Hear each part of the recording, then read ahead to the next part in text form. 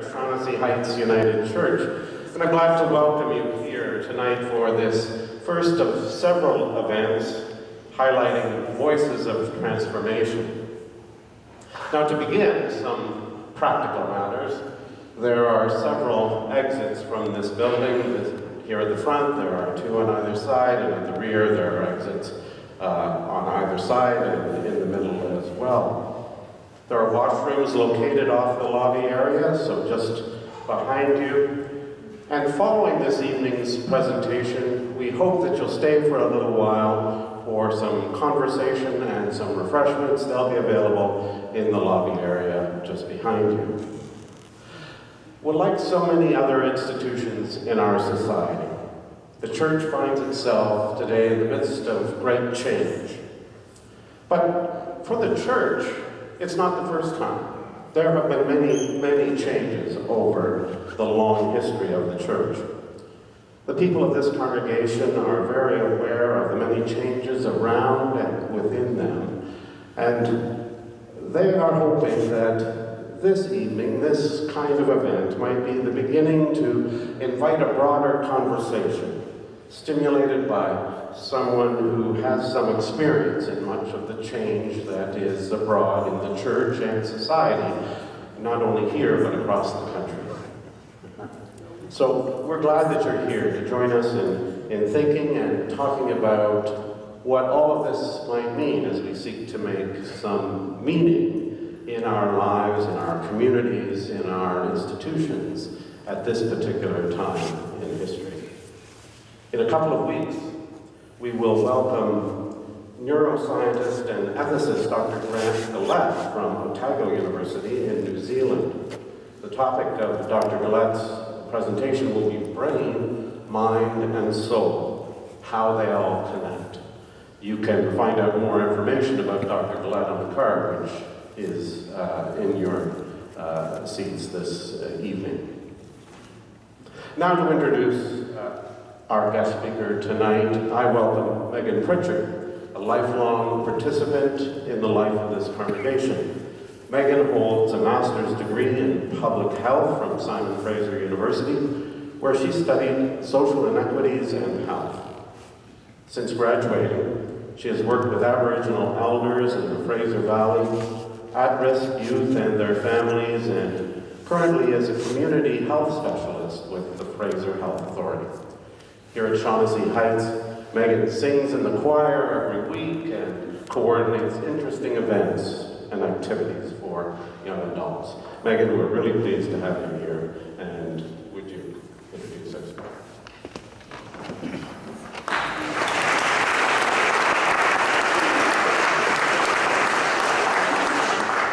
And good evening, everyone. As Stephen said, my name is Megan Pritchard, and I'm really pleased to be your host this evening, and also to welcome you to Shaughnessy Heights United, where we acknowledge the shared traditional territory of the Coast Salish peoples.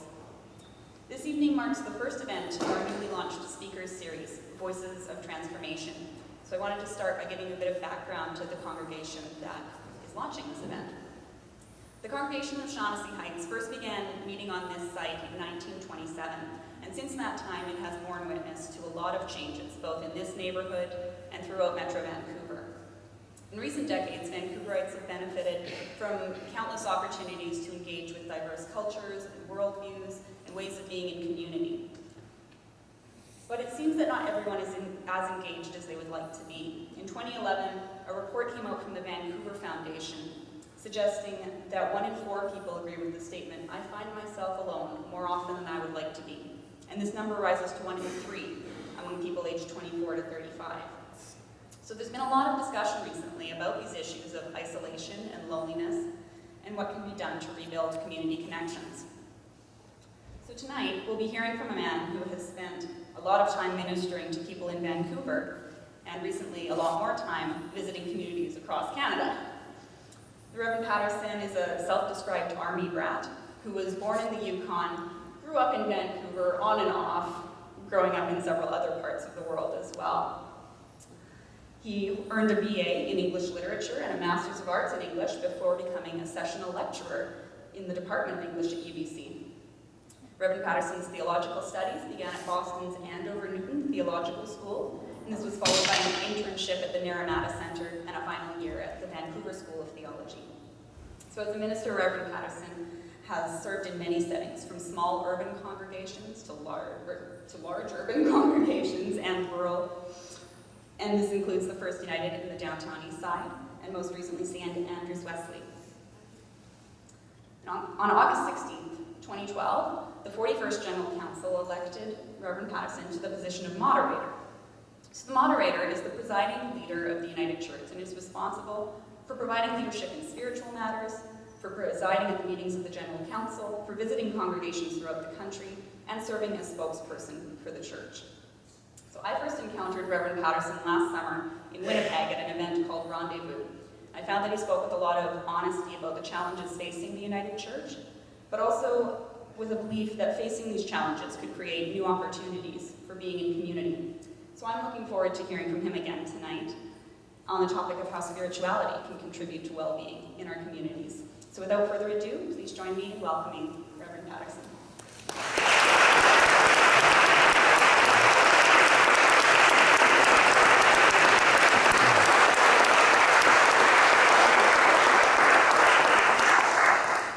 Well, friends, it is absolutely delightful to be with you on this evening, and I thank you for your dedication in coming out on a rainy Sunday night, right in the middle of the Easter season.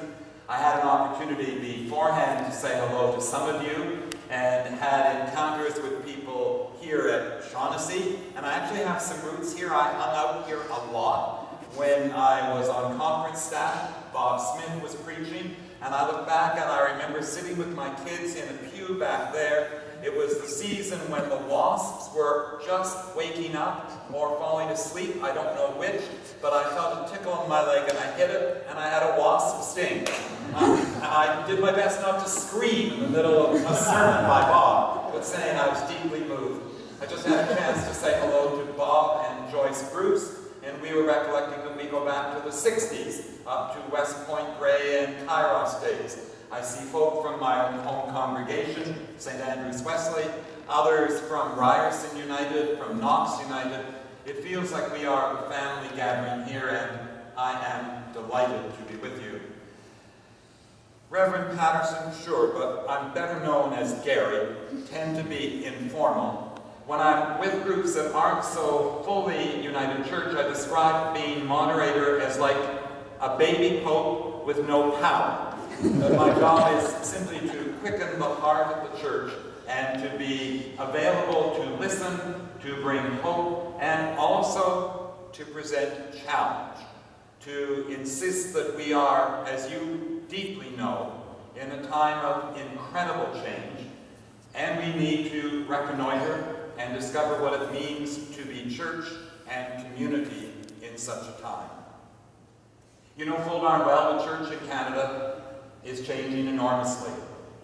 You can look at any set of statistics around numbers or finance or age of membership. In fact, you could just take a look around here and I see some of us have weathered the decades very well, some with no hair, many of us with gray hair. This is typical of who we are.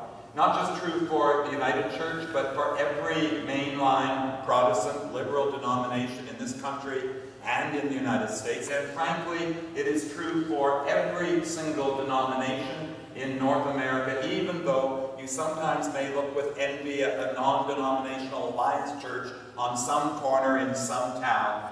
Yes, they look like they're thriving, but for instance, Southern Baptist Church, biggest Protestant church in the United States, they've had a drop of membership, adult baptisms as of the year 2000, a couple of times of cutting staff because their income has not kept up with the demands of the time. Interesting article in the most recent or back one, Maclean's magazine. You might remember the sociologist Bibby said that religion in Canada is a slow, painful decline. Some of the statistics are saying not completely true. Where there has been strong immigration, then the numbers have held. Our Catholic sisters and brothers are doing okay because lots of people are arriving. They tend to be religious. But those of us who have a denomination like this one, unique to Canada, we're going through some tough times. It's just the way it is. I could give you some other statistics that would even be more disturbing. Fortunately, they come from other countries, so it's easier to throw them out. Anglican Church in Britain has closed 8,000 churches in the last 10 years. In the United States, daily, on the average, 9 churches close their doors. So if you did that over 10 years, you're looking at 30,000 plus churches in the United States closing in the next decade. We are going through an incredible transformation time. People are trying to figure out why. We're saying, well, the millennials, the new generations, the Ys, the Zs, they're not institutional people. They don't like to join. It's true. Not only churches, but service clubs, various groups, political parties trying to engage people. Technology has changed everything, and we connect with social media in ways that, for someone like me, are strange. I've managed to learn it as my second or my third language, so I feel like an immigrant in a new country, doing my best to get on. But I recognize that there are whole new ways that people have of connecting. We could look around and say, well, actually we live in a culture that is not particularly sympathetic to the spiritual enterprise. We would rather be distracted or entertained, and it seems like the highest human purpose is really to consume, to be able to make sure you get more and more stuff. And those of us who wrestle with that are not sure how that fits with our Christian faith. Maybe even at a deeper level, we are in a culture that emphasizes materialism, which is to say, what you see is what you get. There is no deeper meaning. Science aids that when it is often distorted, but we are a people that say there's got to be something more. We are also in an age where we are seeing a phenomenal plethora of other faiths coming side by side, an amazing and exciting pluralism, but it means that no one faith is ever able to say, I have the story. Many of you will know that I think it was 2 years ago, Vancouver moved to the place where there is no longer an ethnic majority. We are this incredible, glorious mix of Euro-Canadian with Chinese-Canadian and Indo-Canadian and Filipino and Korean First Nation, and schmoz the whole thing up. It's incredibly exciting, a wonderful experiment. I wish I could live to 200 to see if we pull it off. It ain't going to happen. But nevertheless, it means that Christianity is one option among many. And so we look at all of this and we say, so what about spirituality? I've traveled a lot. I've gone to events for younger people, young adults, some families, a lot of us older. And in this almost secular culture of ours, the human questions still are huge. People are asking, when they look at a mess of stars, who am I? They could be a psalmist saying, when I see the stars, the sun, the moon, the work of your hands, who are human beings that you consider us? People would maybe not say that. They'd say it's a 15 billion year universe with billions of galaxies, and who knows what the Big Bang is really all about and how it will finish. But where do I fit in? Does my life have any meaning? Who am I traveling with? What is the work that I am called to be about and to do? Those human questions, they don't disappear, ever. We also live in a time of, well, close to apocalyptic times. The number of us who are deeply concerned about climate change and what that will do to the lives of our children and our grandchildren, great-children, is growing daily. Just this morning, Catherine Ross was a guest preacher up at your neighbor Ryerson United Church, a member of the congregation saying why the church must be focused on climate change. That is not to exclude also that whole sense of a culture that believes that we must grow never-endingly. And yet part of us knows there's a limited resource pool. So how are we going to do this? There is a sense with younger adults that life is challenging. You look at some of the young adult literature, so many dystopias, Hunger Games, Divergent series.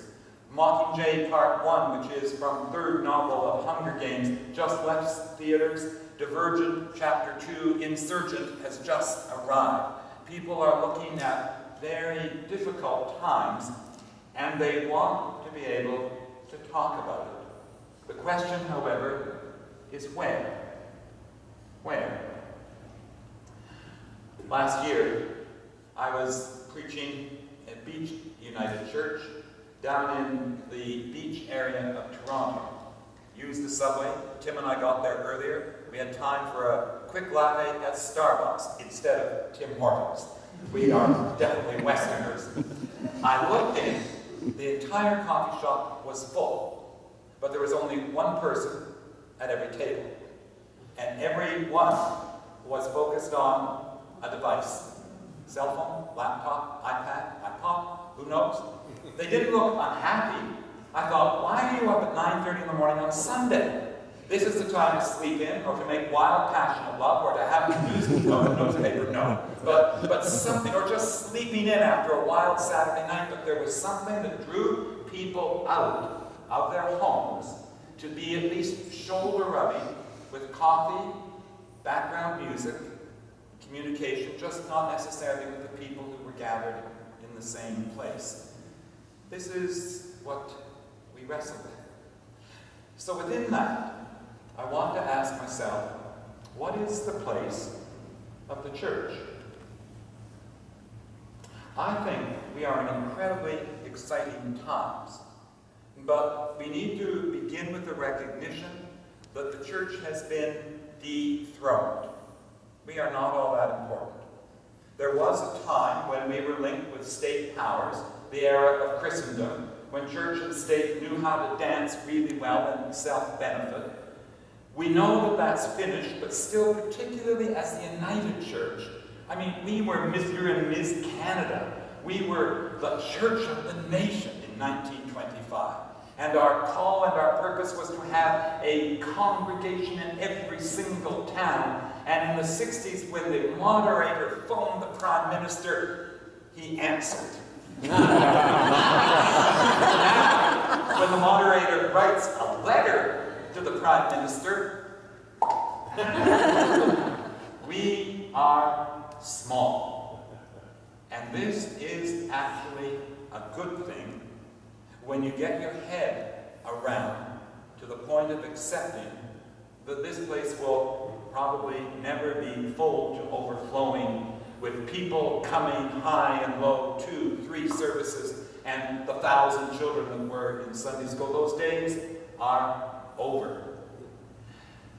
And if we are actually following in the way of Jesus, we may want to remember that he said over and over, you actually need to be more like salt, not high tower. You need to be a little bit like yeast, a little bit like mustard seed.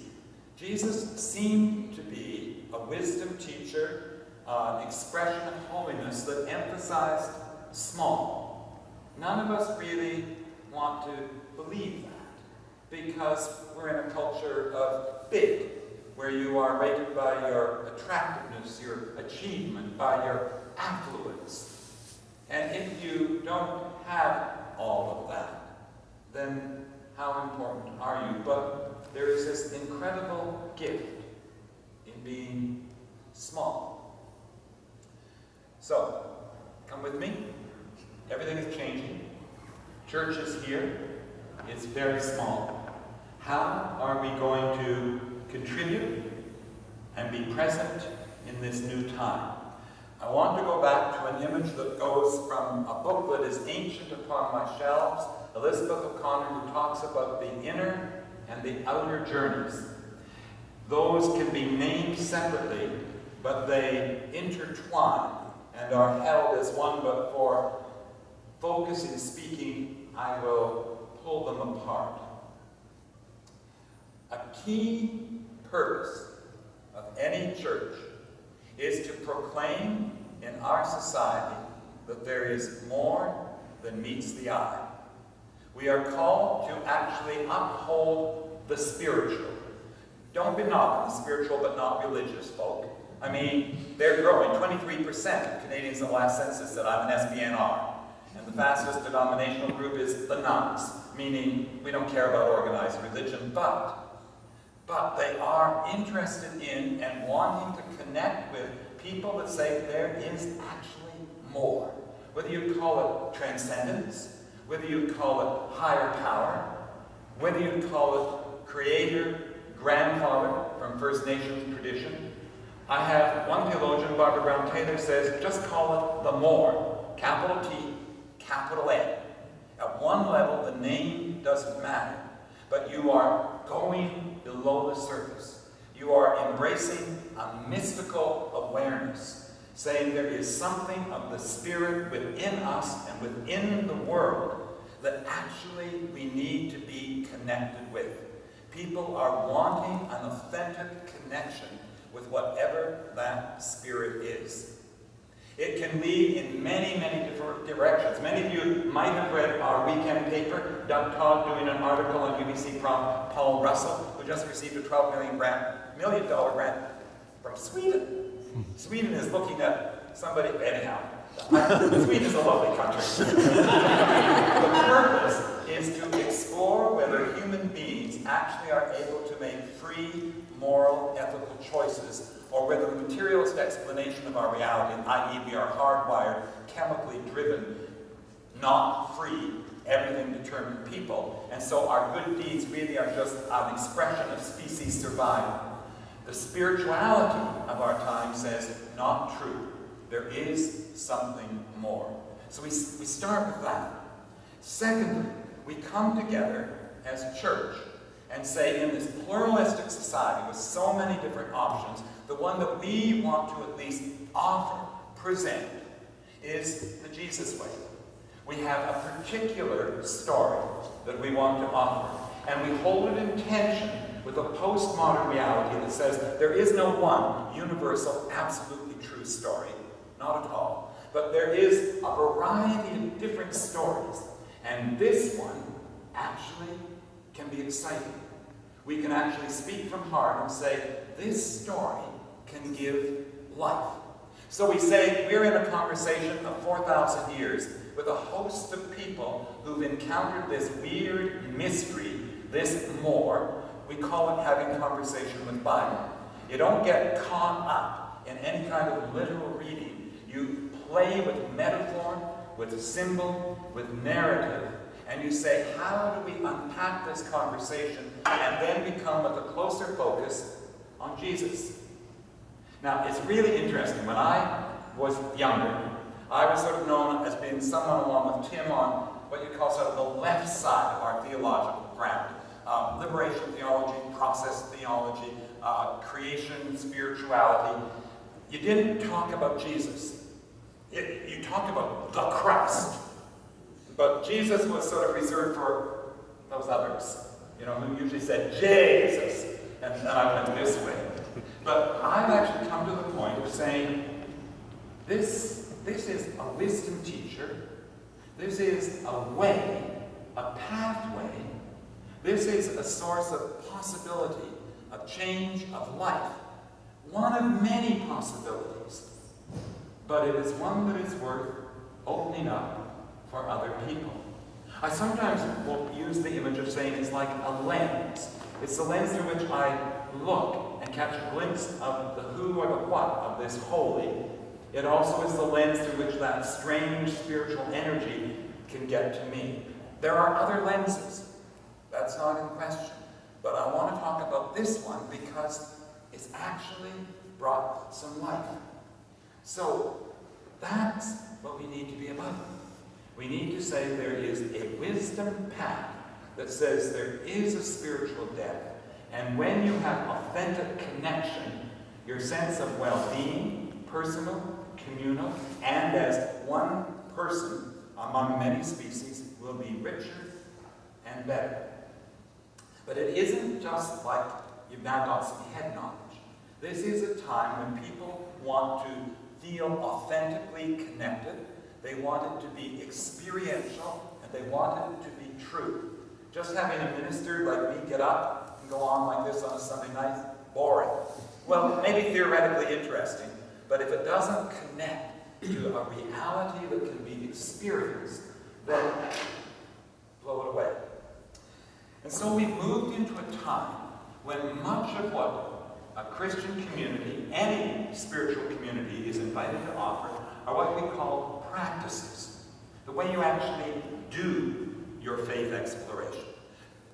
It's one of those fancy words, pray a lot, or actually walk a labyrinth, or do some journaling, or move into yoga, or accept the Buddhist mindfulness and Christian centering prayer are, in a sense, almost the same. People actually want to do this stuff. And I am amazed that so many people will spend so much money and sweat at the gym just pumping for the six-pack, but you name it. Long past my possibilities and dreams. But still, then the rest of us get there just for a little better breathing or a little Weight Watcher reduction. But what if people had the same passion around exercising their spirituality? What if a church said, we're like a gym, and you come here, and there are a variety of ways that you might be able to build a deeper or experiential or more authentic connection. Now, I've been told all my life, you gotta pray. And sometimes that works, and other times I just get jittery. I had a friend who had that experience to the nth degree. She found she was a walker. She needed to use her body, not just sit. The labyrinth worked for her. And so she found that there was a labyrinth at St. Paul's Anglican in the downtown. She made sure she got there, drove down there 3 times a week, 8 a.m., and did her spiritual workout. Now, the trick is, we are so worried that people are going to treat this as one more consumer product. We're going to drop into the church like we do to the gym, and we'll get what we want, and we'll leave. And I want to make a distinction between what is highly individualized, almost narcissistic, which is the dark side of the spiritual but not religious, and say there's something to say about personalized, not somebody at the front, not the authorities telling you this is what you have to do, but someone with lived experience saying, here are some of the ways that people in tradition have said will ground you, will deepen you. And this is something that I'm saying not only to the spiritual but not religious, I'm saying it actually to us. Because there is a tendency sometimes within our spiritual reality to think that we go to church, and that equals Sunday morning, and we arrive, and it's friendly, and we leave feeling vaguely virtuous, and slightly more content, perhaps, occasionally bored, but usually there's a something. A favorite piece of ancient music, or a note or two in the sermon. But it is that vaguely content stuff that leaves us ultimately dissatisfied. We need to work at it. I mean, imagine it just drifting through the gym, showing off your physique were enough. I'd be so buff. Same with church. So this stuff takes discipline. It's actually a workout. You actually have to be committed. I think that's why we have all these stories about Jesus saying, what are you looking for? What are you looking for? What are you looking for? And then he says, okay, follow me. I mean, get your feet on the ground. Get dirty. Get involved. Do this stuff. Don't just talk about it. You see, this Jesus is what I call a trickster. I actually did a count. A friend of mine did a count, and I carried it around with me. If you actually drift through without many duplicates, I think maybe half a dozen, Jesus asked 175 questions in the Gospels. All the way from, what are you looking for? Do you love me? Who do you say I am? What does it profit if you gain the whole world but lose your soul? Why are you afraid? Do you want to be healed? What do you want me to do for you? Who is my neighbor? who neighbored here. There are questions that will set you up and ask you to dig deep and to actually do some darn work. I've had some young adults say to me, if I actually saw people in church whose lives were changed and different, I'd show up. But I don't really see it. I have people who go to 12-step programs and say, if what happened in my 12-step circle happened in church, I'd be there because I desperately need it. It actually leads to transformation. It's do the practices, actually commit the discipline, the hard work, and be changed. Now, Megan pointed out that she and I were both at a young youth event last summer, Rendezvous. They had a speaker there, First Nation person, Bob Canoe. He had a lot to say, but one of the things he talked about was his participation in the traditional spirituality of First Nations people, and he would go every year to the Sundance. He was a Plains First Nations person. And he described a little bit about what the Sundance was like. As in, you put a plug of wood somewhere beneath your skin, and then you tied it with a leather thong to a pole, and so you were attached, and you danced until you pulled it out.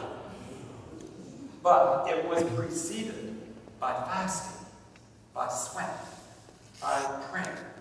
It was done in community.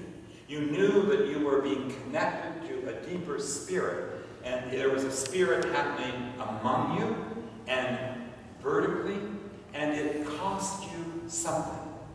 And I saw every kid, young adult, on the edge of her or his seat. Not that they wanted to do that,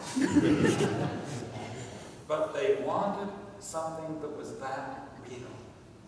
They wanted something real.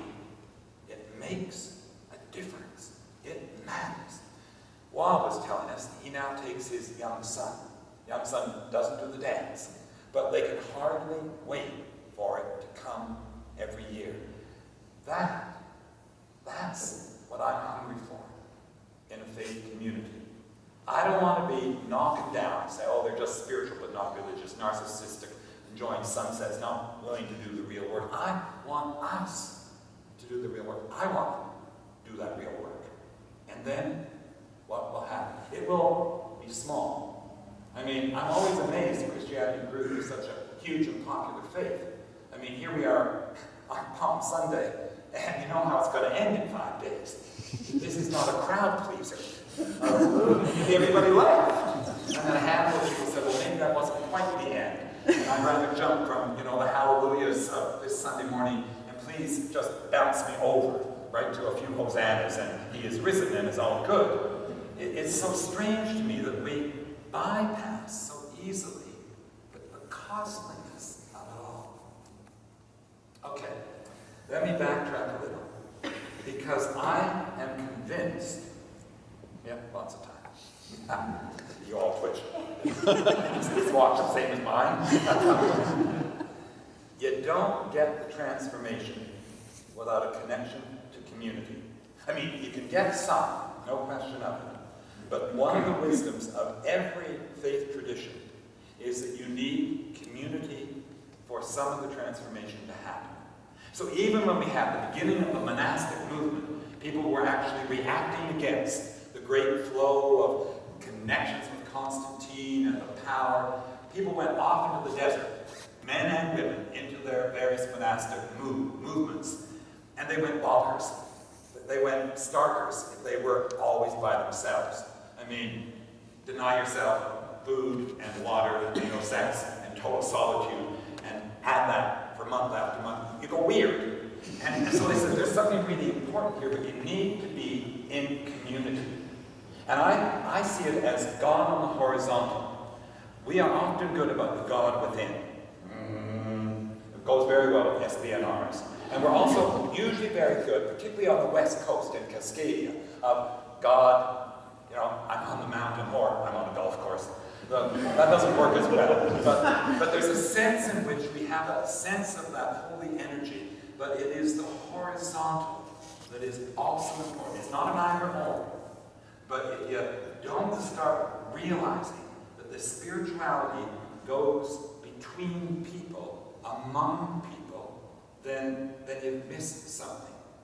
And so part of what happens for what the church can offer is like a practice place to figure out what it means to love each other.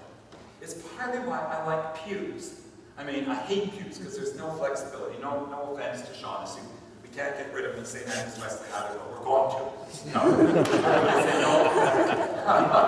But it's the sense in which you're stuck by whoever chooses to sit down beside you. I mean, we still sometimes say, that's my seat.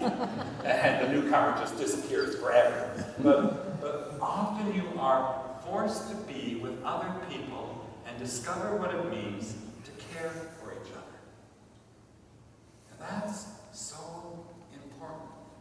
It means we need to figure out how to forgive each other, because to be human is to tick somebody off, or you can say it more vehemently, profanely.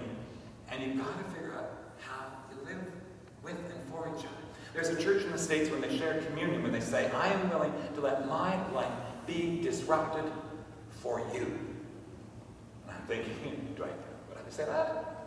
With you? And you? Really? There is something in it, though. And Paul calls it the fruits of the Spirit. He's saying, when you can see forgiveness, compassion, fairness, primarily when you see love, then you are seeing the change. Supposedly, in the early church, people weren't preached into time. They looked at what was happening in what they were calling churches back then and said, my God, look how they love each other. Look, there's something different happening there. Women seem to have more of a place. Kids seem to belong. Those who sort of on the outside, called lepers, prostitutes, tax, they seem to be welcomed. And even then, the Samaritans and the Gentiles, the really, So what would happen if this place were filled with all the folk in the community, not just the Shaughnessy community, not just the West Side community, not just the West Side and East Side community, but the whole darn city? They say that in the States, the most racially segregated moment is Sunday morning. We divide. We divide around race. We divide around class even more. We're committed to being an intercultural church. There is no ethnic majority in Vancouver. Look around. Here we are. This is not a critique. This is not saying bad. It's saying we have an invitation to figure out how we discover our differences and celebrate them and love each other, because there's something different that happens within church. And we discover how then to be human. And there's some kind of an authentic community where we actually say, you really are welcome. We don't just mouth it. I've seen some signs up where people say, whoever you are, wherever you are in your journey, you're welcome here. And at our best, we really mean it. And at our best, we go out from here and hang where people actually are, to bring community there, not expecting they come here. We are welcoming, that's good, but we need to be inviting even more. And then we need to go out and find our place and help build community out there. We are practicing what it means to love each other, but that does not mean we become a comfortable country club where I learn to love people just like me. Nor are we a sect or a cult that says we're actually going to pull back and church is going to be a little bit like a womb where we actually can just breathe deep. I've spent some time with churches in Quebec, Anglophone churches, who have been overwhelmed by the new realities from 1960s on. They are a francophone society. Some of them are saying, how do we mix, celebrate, and adapt? And others are coming in and saying, we are only going to speak English here. It's the only place I can actually speak English this morning. And I understand that. And I also say, and you'll die speaking English. And I actually ran into one church that said, you're right. And in fact, we're willing all the proceeds of our church building once we're all dead to the cemetery. Okay, you know, 9 churches every day close their doors. You're going to be one of them next month, a year down the road. So it's a sense in which we learn how to love each other and the horizontal spirituality. We figure out how that actually becomes a lived reality for others. And then we spill ourselves out to the world. We actually see this as a prep place for living out the gospel, which is love the world. For God so loved the world, not the church, not Christians, love the world. God is already out there doing a new thing. God is already out in the community bringing about peace and justice and harmony because perhaps we're not doing what God needs us to do. I want to lift up the prophetic voice, particularly, and I need to say this without being partisan in my politics, but there needs to be a voice that says we need to talk about the need for justice. We need to talk about the need for climate realities. We need to talk about how we use our resources, what's happening to those who are mentally ill. We need to talk about what's happening to First Nations and truth and reconciliation. And we need to hold our government to account for that. How many of you have seen the film Selma? Okay, all the rest of you go. I think it's like the theaters. It's a little too late, but when it comes out on Netflix, watch it. It's you know, it's the 60s, so I love it. But there's a moment in which Martin Luther King Jr. is about to organize the march, and it looks like there's going to be real disaster. And he says, all of you Christians, you ministerial leaders across the country, show up here. If your faith means anything, you show up here. And if you don't, then keep moving on. You've missed what love really means. People responded. It changed everything. A number of Christians in Nazi Germany, small, because it was really scary, said, no, absolutely not. They became the confessing church. They had to run, flee, were jailed, Bonhoeffer killed, probably some others, less famous, died without anybody really knowing. There was a sense in which you stand up and you say, no, we need an alternate vision. Oh, and I can get quite passionate, almost weepy about this. We are the bearers in our biblical conversations and our following of this Jesus guy of a different way that life can be lived, where there is peace and justice and a sharing of reality for everybody. For everybody. Rudy Wee, the Mennonite, in his novel The Blue Hills of China said, when you are in a Jesus society, everything is different. You discover leadership by trusting people. You handle money by sharing. You handle offenders by forgiving. You handle enemies by loving. You handle violence by suffering.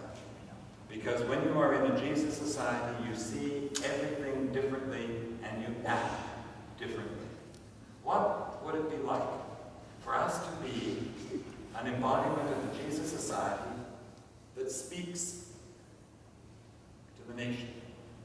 Then, so it's not just words, you say our truest, deepest call, if we're at all interested in following this Jesus, is to love your neighbor.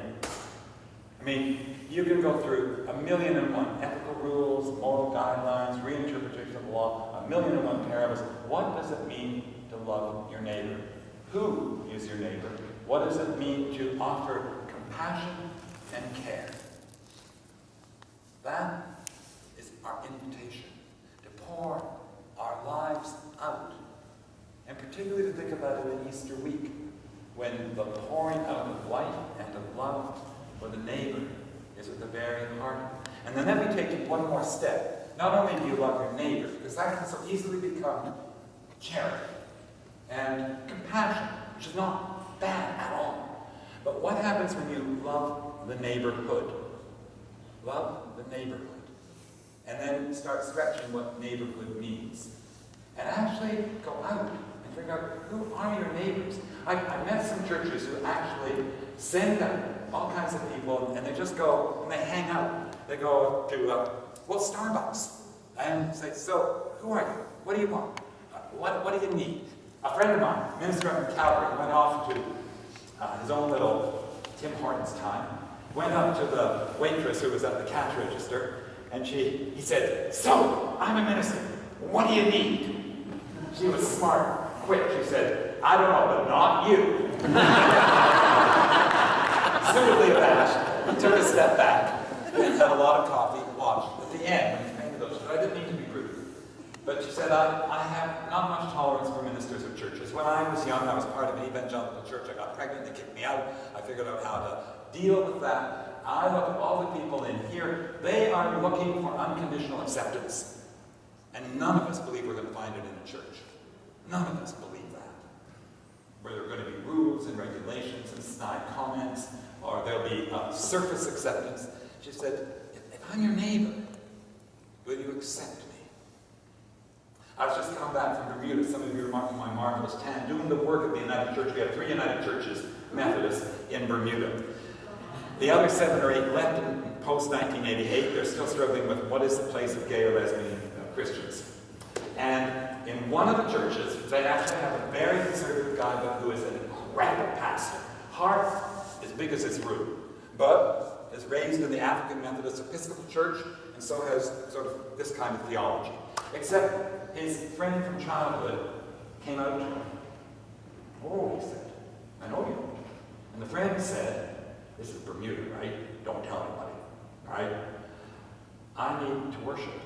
I'm hungry to connect with God. It's not safe in any church on this island. Will it be safe here? And Cyril said, yes. I don't understand the theology. I'm not sure on it, but yes. A couple weeks later, Jen said, my partner wants to come. Is it safe for us?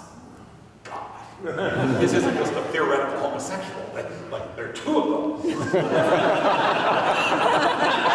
She said, yes, I'm on a journey. Martin and Chen said, will you confirm us as members of this church?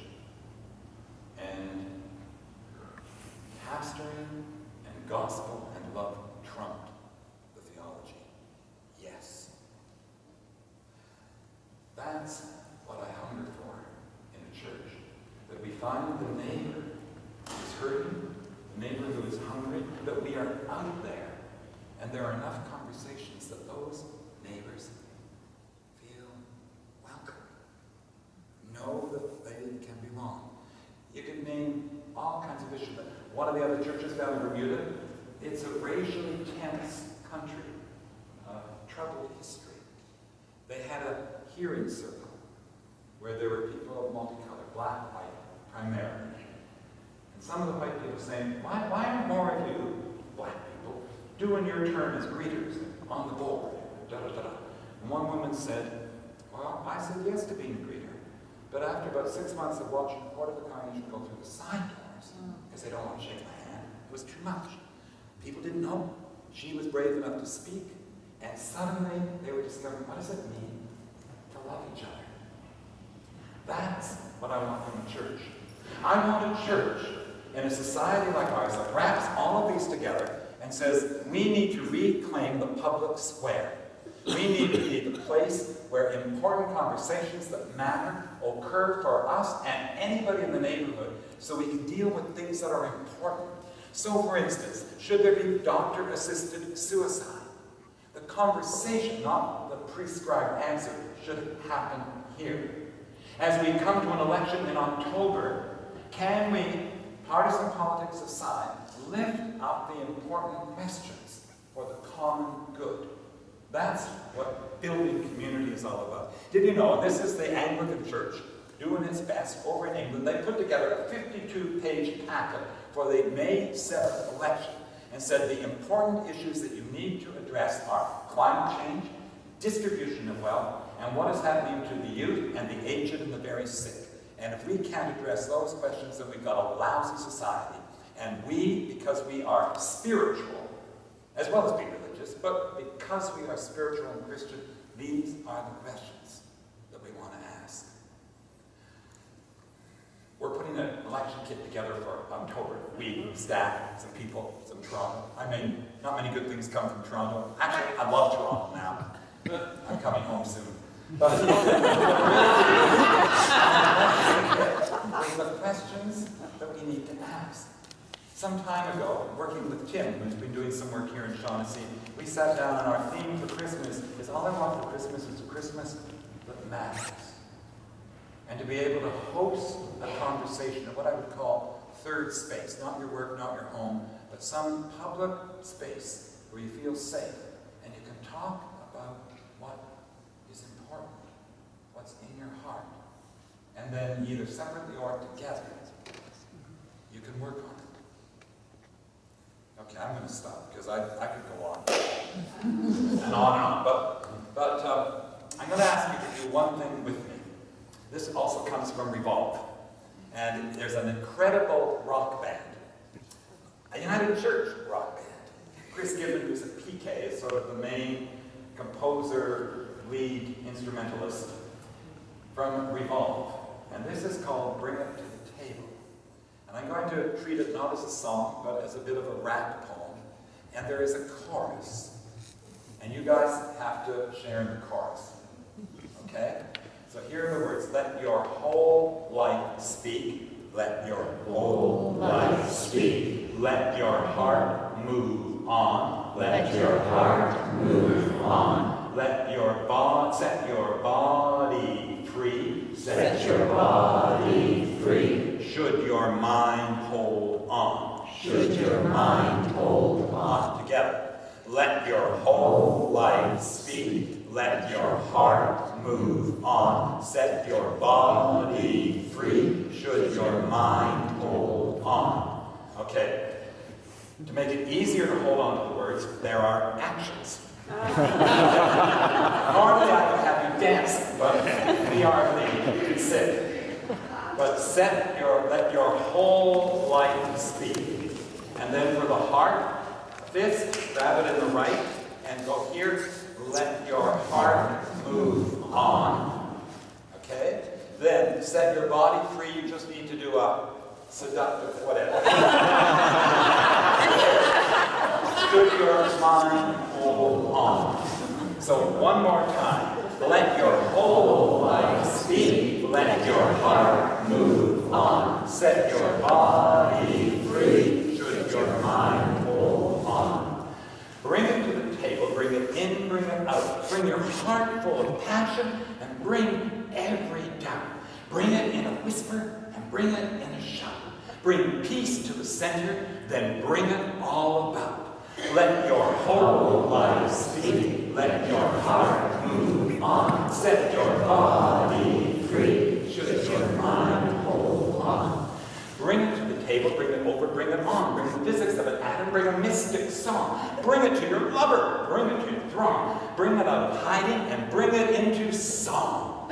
Let your whole life speak. Let your heart move on. Set your body free. Should your mind hold on. Bring it to the table, bring it new, bring it old. Bring the teachings of your elders. Bring the stuff you've been sold. Bring it to the outcast, bring it to the fold, bring your life past the limits of the lies you've been told.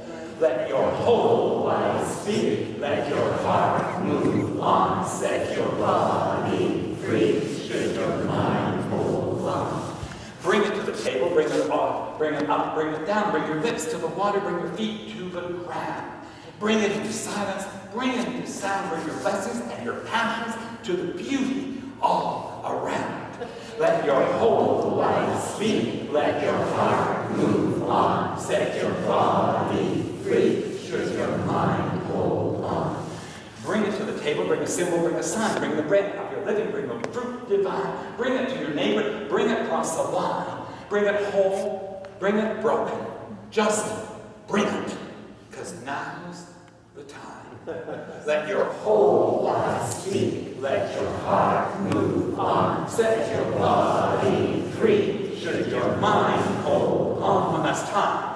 Let your whole life speak. Let your heart move on. Set your body free. Should your mind hold on. Let your whole life speak. Amen.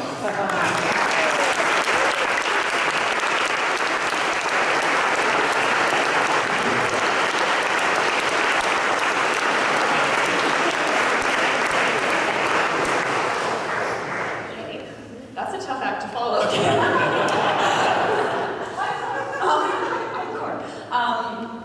Thank you so much for sharing these words of wisdom with us this evening.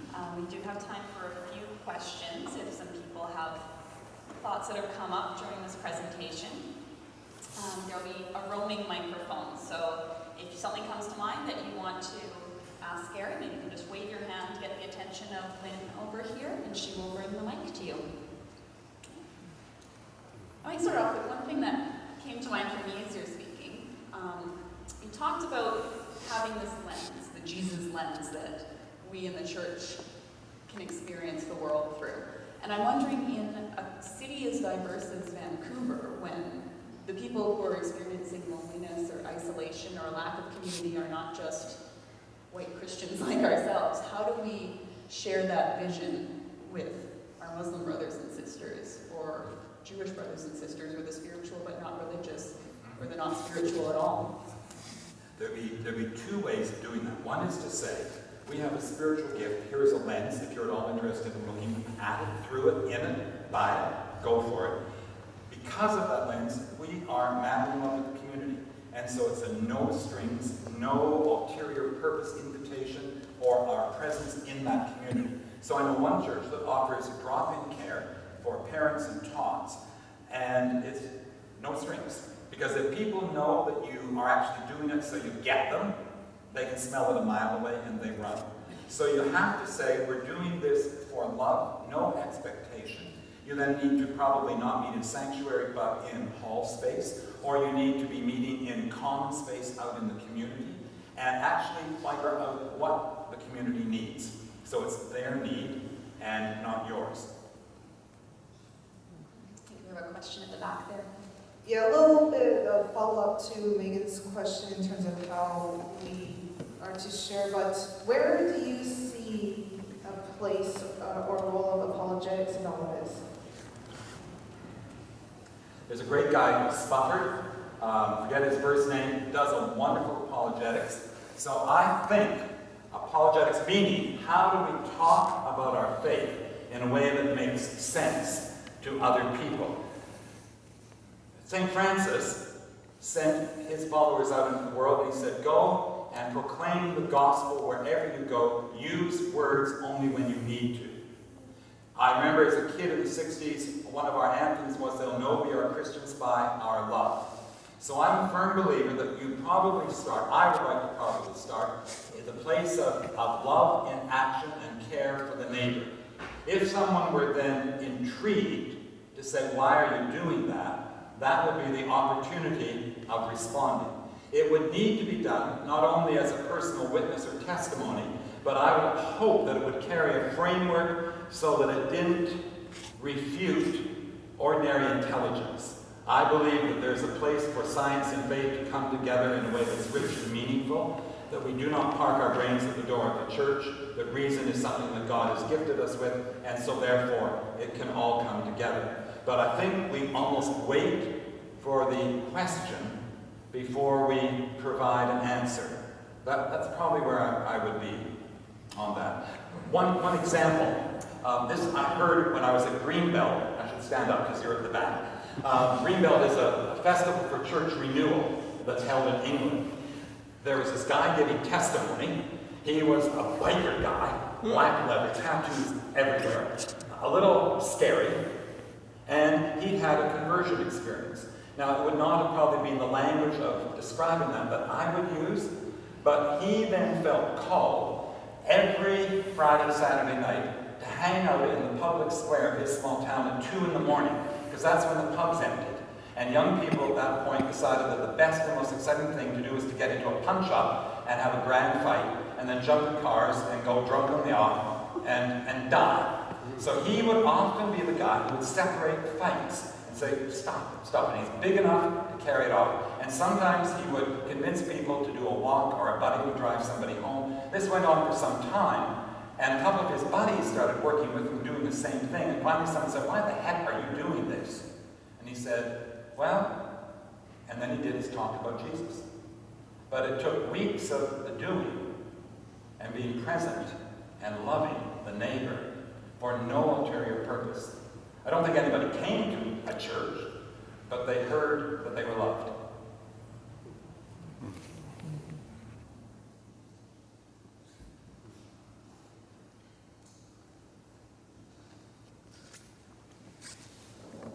Gary, last week there was a bit of a hoo-hurrah around Starbucks and a note on their cups. And now I can't remember exactly what it was, but race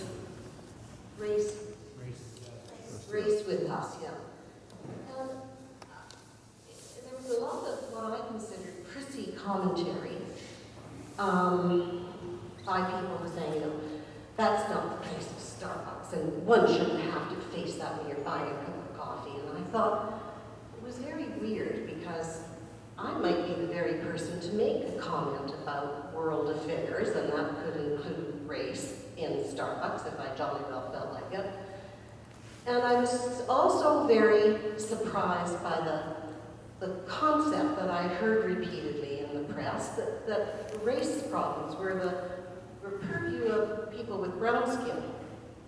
It really made me mad, actually, because I thought, okay, I'm certainly going to acknowledge that people of other races have likely suffered more than me, but it hurts us all. And I just wondered if you would speak to that, about this reaching out and speaking from our hearts, if I could bring that one in. There's an interesting guy from the Lutheran tradition in the States who has had a huge track record of being able to start up not new churches, but new communities where people connect. And one of the lines he used is, there are all kinds of people in the community already doing the work of God, they just don't know it. And so there's a sense in which any time we see a movement out in the community that is for peace, or justice, or compassion, or right relations, then I would say they're doing the work of the Spirit, and part of our task is to join with them. I think sometimes the church has almost constructed an empire. That's more United Church. We are the social justice church, and we will be doing A, B, and C. I think we need to find partners. So what might be exciting is to have a conversation with local Starbucks and a congregation to say, how can we help this? There will be some people who say, I just want my coffee. Well, too bad. I mean, you can do that. They can ignore it. You don't have to do anything other than drink your coffee and toss. But it could be the place for conversations.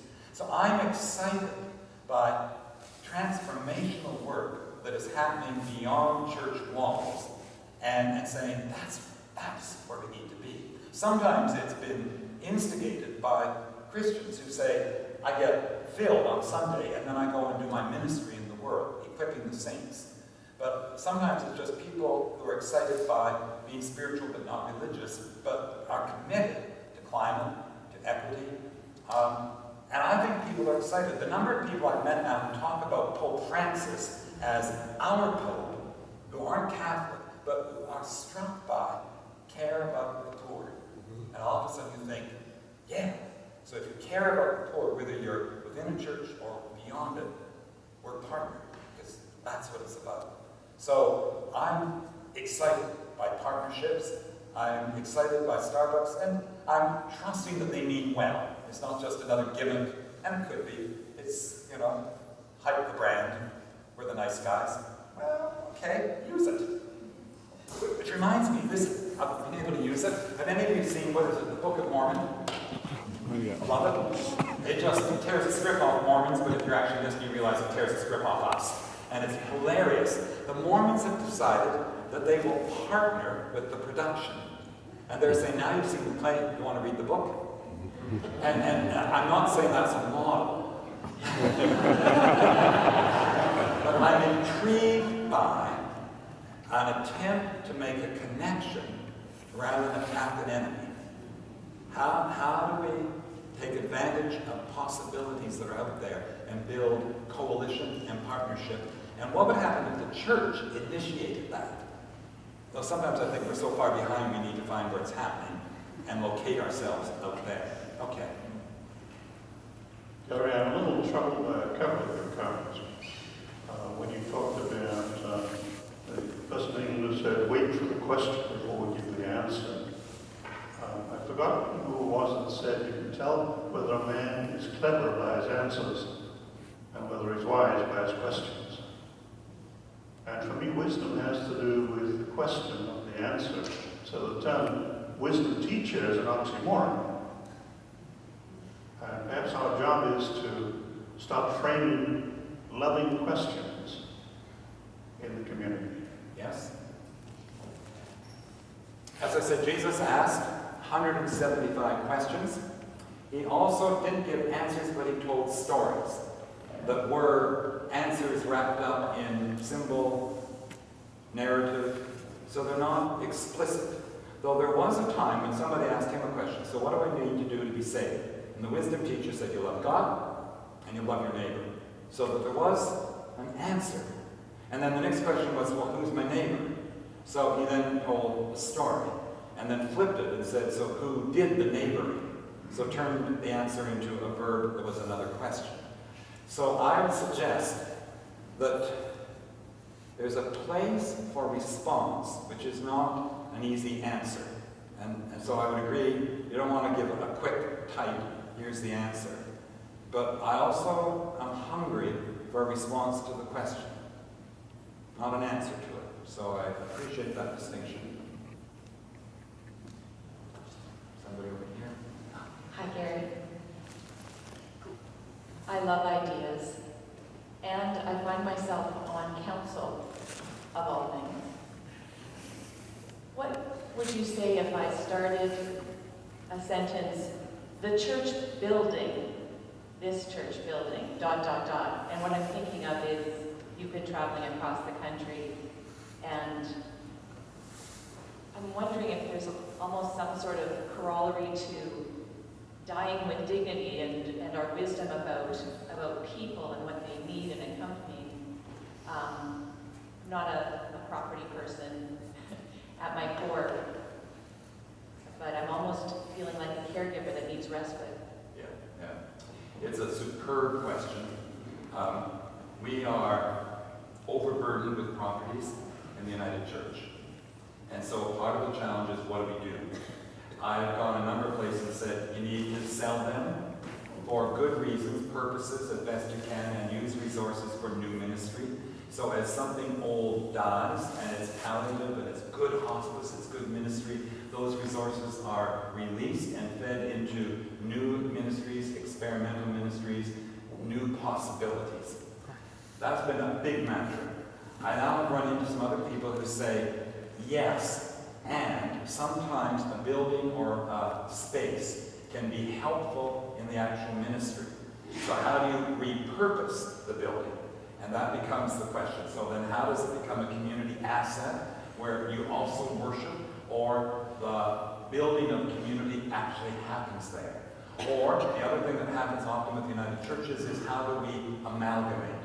I know that recently there was a gathering of West Side churches, about 8 or 9 in the West Side. I have no idea, I haven't seen what was harvested out of that conversation, but I do know in Sudbury there are 15 churches, 9 of them in the downtown core, and all doing badly, and none of them have any intention of letting go of the building.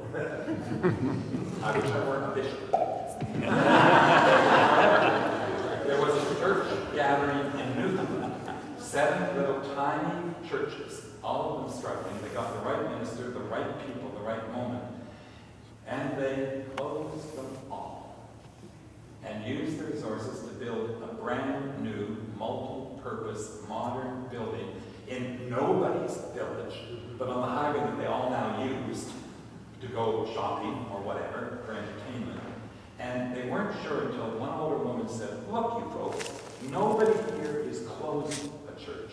We're just choosing to move in together. And isn't that so hardly as contextual. I mean, I go around saying, sell all the buildings, all of them, but not St. Andrews West. but there is something that breaks my heart about the west side of Vancouver. We don't need, at this point in our time, we don't need 9 churches. But we just don't. But how can we let go of a building that has become a thin space of weeping and tears and prayer and all that great stuff? So, repurposed? Yeah. I think we just have time for one more question here, and then there'll be some time to mingle afterwards. Maybe 2, because one person may. Okay. Gary, I was privileged to do the live streaming through Victoria, and I heard really, really provocative speakers. Tim Rollins. Pete Rollins. Reading Richard Rohr. And I feel finally exonerated. And I'm wondering how we can have people look at our brokenness instead of our okayness, the way that these people are asking us to look at, because that really is the way we communicate. And we kind of pay lip service, and I think that's why we don't have the genuine people coming in, because there's so much lip service. And when I heard the live streaming, I went, hallelujah, finally. And reading Rollins and reading Rohr, they turn everything upside down and they make you re-examine the kind of truths that are not truths, right? And so how, as a congregation in our 8 little churches around here, how do we get that kind of depth of conversation going that I so desperately want? I don't have an easy answer. I know that circles of communication and deep sharing are crucial. I know that Shaughnessy's launched into such a process, and I don't know what's coming out. They will discover on April 1st. I think bringing in resources, yes, I know, I think that's a big day. I think trying to pay attention to some of the new voices and allowing them to permeate, and for people to witness and to tell their stories. It's a long journey. So there was one question over here.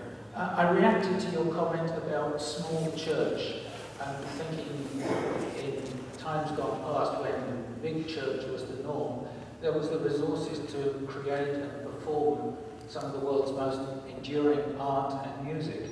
Small church is not going to have that resource, so are you in favour of giving that up? And if so, what would you replace it with, if any? Well,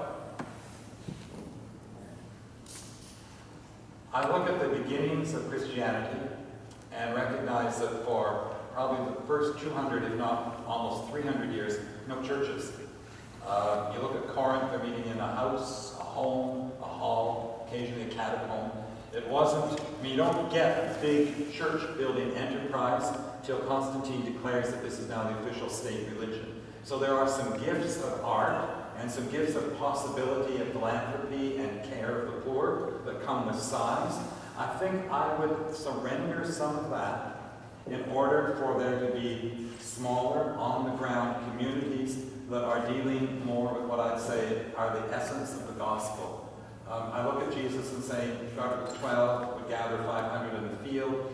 We see the same movement, I think, with Wesley in the 18th century, with the Methodists saying, we have beautiful music, beautiful liturgy, beautiful buildings of the Anglican Church, and they aren't reaching the people. Now, I'm convinced that it's not an either-or. Like, one of my lovely images is, I think another model for us is what I call hub and spokes. So that there'll be maybe one church that stays big, resources, there's music, there's organ, there's other art, but it has all kinds of spokes that pour out. And then there are the small, out in there, ministry communities, prayer communities that will gather monthly, bi-monthly, for a bang-up celebration that is possible because you're bigger and have more resources. I'm not sure that saving big churches for the sake of excellent art is rationale enough. I think we've missed something if that's the primary reason. I think it can be one part of being good neighbor and good community, I know one church in our neighborhood is saying we need to repurpose the building so that in fact it becomes a facility for music. I think that's excellent, but I think it needs to be accompanied by what is the gospel that is rooted in that. Gary, I think you're going to embrace this second career in show business. Anyways, I hear small, but our friends at Christ Church Cathedral, you see the scaffolding outside the building.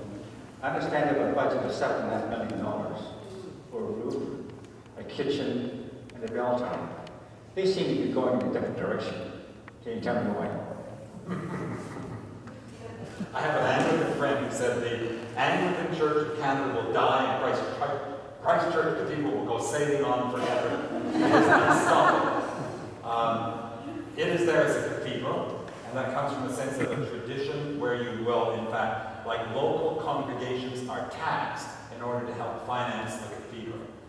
So there's a sense of it being very much a hub that will have spokes. In the United Church, if we say there's a cathedral, it's off with your head because you're trying to grab power. So I've sometimes said that St. Andrew's Wesley is cathedral-esque. But that's to say it may have a particular role of being a place to gather when you need size and you want to pool some resources. The Anglicans also, and I don't know the details of Christ Church, but during the 60s and 70s and 80s, when the United Church was doing a movement into justice, we critiqued business people, and a lot of them shifted out, or some of them went Anglican. So, how do I say this? Do you remember 3 years ago we had the huge, or 4 years ago, the huge snowfall on Christmas Eve, and most of the churches were closed, and we kept ours open because you can walk, but we got half of our offering. We normally get, at St. Andrew's West, I'm thinking there would be a total of about 8,000 or 9,000 for all the services for Christmas Eve. It was down to about 4. The cathedral wrote out and said, because so many people come from a great distance, you missed giving your Christmas Eve offering because you couldn't get there. Could you please make a January contribution? I think we got something like 60 to 70,000. So there's a different group of people that call that home. They also were able, they were some of the very first to do an incredible conversation with the city about heritage and airspace. I'm just looking, I'm feeling happy for them and sad for St. Andrew's Wesley. That was one of the first to be declared heritage before the airspace notions arrived. So, incredibly thoughtful. We're still on the list. Yeah. But it is and frankly, Christ Church Cathedral has had incredibly creative leadership. I mean, it's wonderful leadership. So they have done some of this work. What is it for community? How do we appeal? Some remarkable things. And it's a different tradition. Yeah. Alright, so I'm aware of the time. I want to give people a little more time to maybe discuss among yourselves some of the thoughts that have come up today. But we thank you again, Gary, for coming out this evening and sharing your thoughts with us and giving us a lot to think about in the days, weeks, and years ahead, and how we can live out the vision that you put in front of us. So I hope you'll join me again.